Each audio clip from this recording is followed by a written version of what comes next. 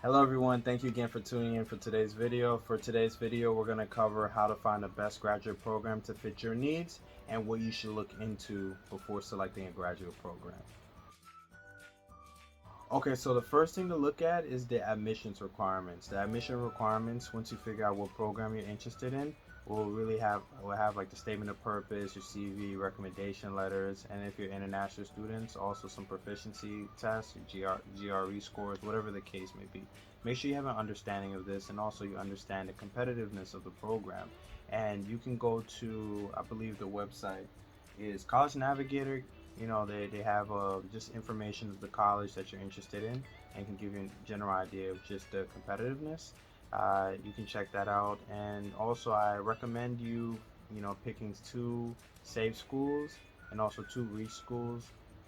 Safe schools are just schools that you're sure you can get in, and reach schools are the schools that you're not sure, but you can try.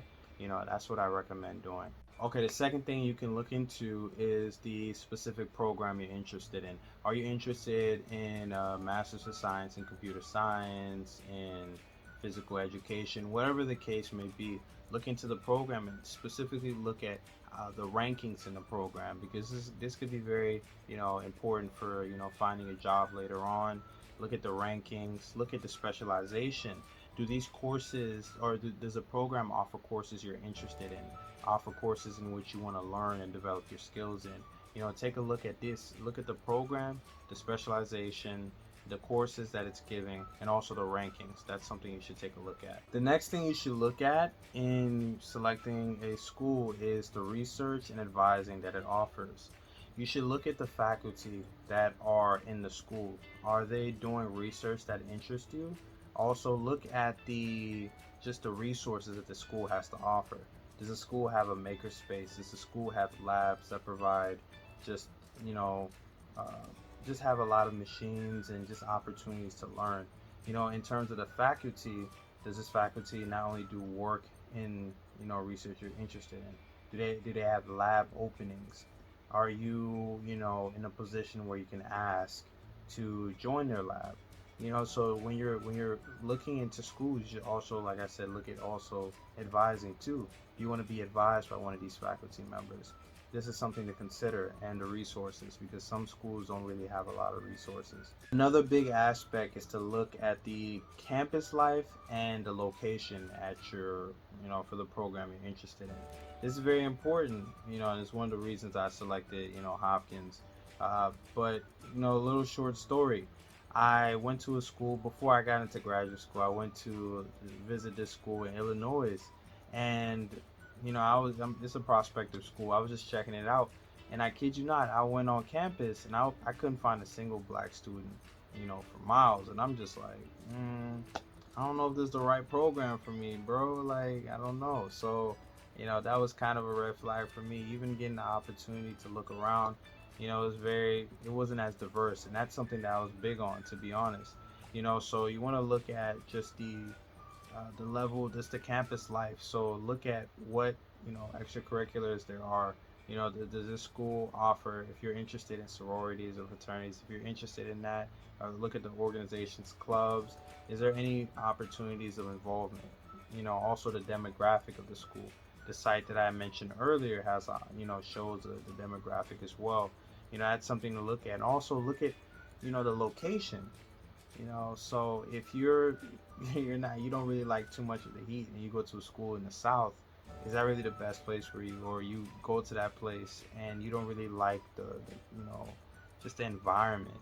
Is this the right place for you? Something that I consider too is like, how far is it from my family? I wanted to be with my family as well.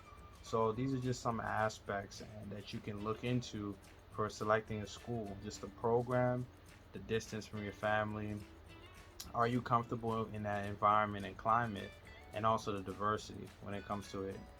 Because for me, it was important. Now the big one, the cost. Boy, you know how expensive some of these schools are. Schools are so much more expensive now than they were in the past. I'll just say it right now. I'm not even gonna get into why, but it's something to consider. Now, when we look into cost, we should look at, I also have the site. It also mentions the cost as well, and also on the school site, it will show the cost of the school. you should look at, can you afford this?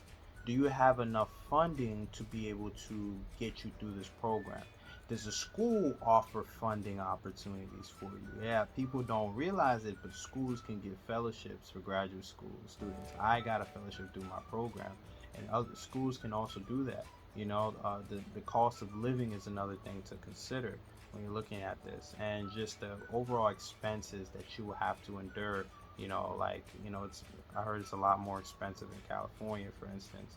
Is that something that you want to be able to deal with, the cost of living? So just kind of figure out what is in your price range before deciding to go to a school. And is this let's say you're taking student loans, is this something that you're willing to do? And if you're interested in fellowships and sponsorships, I have a video that goes over how to win graduate fellowships up here. If you check it out, that's something that you can consider for funding. But cost is a very big thing because tuition is very expensive, and there's additional costs here and there that they always put in. So definitely look into that as well. Okay, the next one that you should look into, and this is huge, hopefully you made it to the end of the video, you need to look at the career development and professional opportunities that the school has for you. This is huge, I kid you not, because now you take a look at if they have an alumni network, which is big to network and also can get you through the doors of many opportunities. You look to see if they have career services that really try to push you to, more opportunities, networking events. The school, Hopkins here has a lot of it. UMD has a lot of it. I got a lot of opportunities to see different, companies come to just hire a lot of students. And also another one is just seeing statistics. Hopefully you made it to the end. This is important. How many people get jobs after they graduate in your program?